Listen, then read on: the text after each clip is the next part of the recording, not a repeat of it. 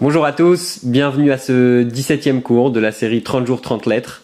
Aujourd'hui on va parler d'une affaire personnelle. On va parler de l'influence que l'on doit avoir sur les autres, du pouvoir que chacun d'entre nous a, de pouvoir influencer positivement son entourage. Et on va découvrir un conseil du Rabbi pour vraiment prendre ça à cœur et pouvoir le faire de façon efficace. Alors, lettre 3232. Alors, je peux pas m'empêcher de dire que 32 en hébreu, 32 c'est la valeur numérique de Lev qui veut dire le cœur. Donc c'est 2 fois le cœur. On sait que les paroles qui sortent du cœur entrent dans le cœur. Et c'est un peu le sujet d'aujourd'hui, donc c'est assez intéressant. Par la grâce de Dieu, 27 Tevet 5715, donc on est à peu près en janvier 1954 à Brooklyn, et le Rabbi commence la lettre en disant comme d'habitude: je vous salue et je vous bénis. Et on le répétera jamais assez, mais le Rabbi encourage toujours les gens à lui écrire plus, et il y a toujours cette volonté d'être proche vraiment des gens. J'ai reçu votre lettre écrite à l'issue du Shabbat qui faisait suite à votre silence, que je ne comprends toujours pas. Vous me dites que vous êtes conscient de votre devoir de prendre part à l'action de Chabad et vous me demandez par quoi vous devez commencer. Car vous êtes à court d'idées. Il est évident qu'une action dans ce domaine et la manière de la mener dépendent des conditions de l'endroit. Chaque endroit a sa mentalité, sa méthode. C'est une idée qu'on retrouve dans les discours du Rabbi, de toujours s'adapter au public que l'on a.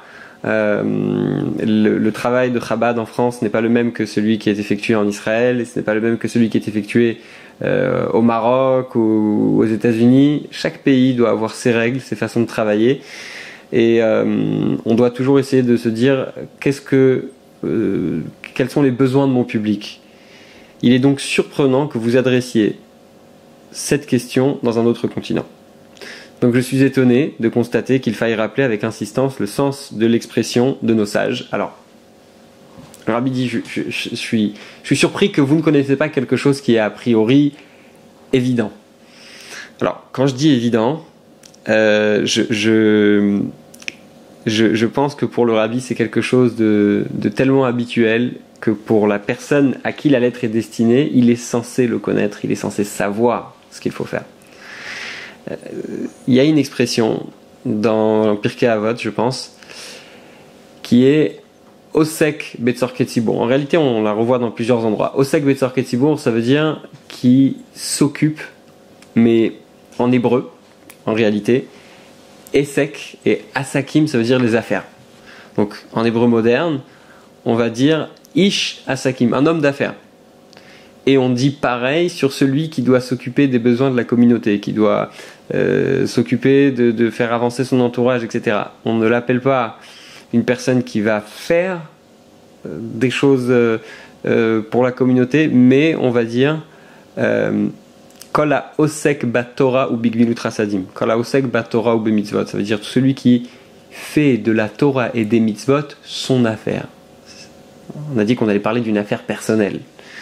Et le Rabbi va rentrer clairement dans l'exemple. On peut observer en effet qu'un commerçant ne s'enferme pas chez lui, attendant que quelqu'un vienne lui faire part de son désir de faire affaire avec lui. Imaginez que vous avez acheté un stock de marchandises, de téléphones ou de chaussures, je ne sais pas, et que vous voulez le vendre. Vous n'allez pas rester à la maison en attendant que quelqu'un vienne vous proposer de l'acheter. Vous allez sortir, vous allez faire de la publicité, vous allez parler à vos amis, vous allez parler à votre famille.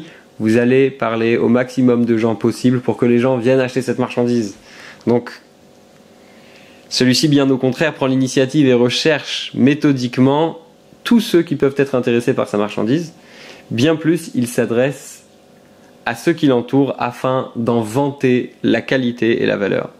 Si vous analysez la situation dans cette optique, ou tout au moins si vous faites de la manière dont vous considéreriez un emploi, satisfaisant vos besoins matériels. Vous savez, quand on a faim, quand on a besoin de manger, quand on a besoin de ramener de quoi manger à la maison, eh bien, on ne s'assoit pas sur son fauteuil et on se dit « Ah, j'attends que ça vienne ». donc les besoins matériels, ceux du corps, vous trouverez sûrement le moyen de gagner votre vie spirituellement. C'est-à-dire que si vous considérez que la Torah, les mitzvot, l'influence sur le prochain, etc., c'est quelque chose de personnel, c'est quelque chose sans lequel on ne peut pas vivre, d'accord? Eh bien, vous allez faire cet effort. Vous allez aller vers les autres et vous ne resterez pas tranquille tant que vous ne l'aurez pas obtenu. C'est-à-dire dans le domaine de la Torah et des mitzvot, ce dont le corps et l'âme ont également besoin et qui profitent à l'un comme à l'autre. Il y a un discours du Rabbi où il compare l'influence sur les autres, sur l'entourage, à une personne qui serait dans une maison qui brûle. Vous savez qu'il y a un phénomène, c'est que quand une personne a un incendie dans sa maison, Dieu préserve, eh bien, la chaleur va faire en sorte que cette personne va s'endormir des fois plus profondément, ce qui va faire qu'au moment où elle va se réveiller, ce sera déjà trop tard et Dieu préserve, elle peut mourir, soit brûler, soit asphyxier. Et le Rabbi a dit, si quelqu'un va venir réveiller cette personne et qu'il va lui dire ta maison elle est en train de brûler, il est certain que c'est sûr que la personne elle va jamais en vouloir à la personne qui l'a réveillée en lui disant mais pourquoi tu m'as réveillé. Non, elle se rend compte que sa maison elle est en train de brûler, elle se rend compte qu'elle serait peut-être morte si elle ne s'était pas réveillée, et donc elle est très contente d'avoir été réveillée. C'est un peu la même chose quand on influence quelqu'un à prendre conscience des valeurs de Torah et Mitzvot. Eh bien cette personne, à partir du moment où elle va réaliser que c'est quelque chose de positif, c'est quelque chose de bien, ça ne va lui apporter que du bien, eh bien elle sera très heureuse qu'on ait insisté, elle sera très heureuse qu'on ait eu le courage de persévérer malgré les difficultés. Bien plus, nous sommes à proximité de la Iloula au 10e jour du 11e mois. Le Rabbi parle ici de la Iloula de son beau-père, le Rabbi précédent. L'âme de celui dont nous célébrons la Iloula s'élève. La Iloula, c'est l'anniversaire du décès. Et en réalité, dans la Chassidoute et la Kabbale, on considère que le moment où l'anniversaire du départ d'un tzaddik, en réalité, c'est un moment où son âme brille encore plus et elle s'élève dans des niveaux spirituels très très élevés. Et donc, on va reprendre dans les mots, nos sages constatent qu'ils ne connaissent pas le repos. Donc, un tzaddik dans ce monde ne connaît pas le repos. Et dans le monde futur, il continue à s'élever, il s'élève d'une étape vers l'autre. Eh bien, la question c'est comment nous, on va s'attacher à eux. On va le voir, puisque quoi qu'il arrive, on les suit dans cette ascension. Tous ceux qui sont liés à lui le suivent dans cette élévation. Ils doivent donc forger les réceptacles pour la rendre possible. Parce que si on veut suivre, il faut aussi faire preuve de finesse, il faut aussi être là et être capable de pouvoir suivre tout ça. S'efforcer qu'elles se manifestent dans leurs pensées, leurs paroles, leurs actions, et surtout dans ces dernières, ainsi qu'il est dit, pour les accomplir aujourd'hui, d'autant qu'approchent les années pendant lesquelles on dira, c'est-à-dire de la venue du Mashiach.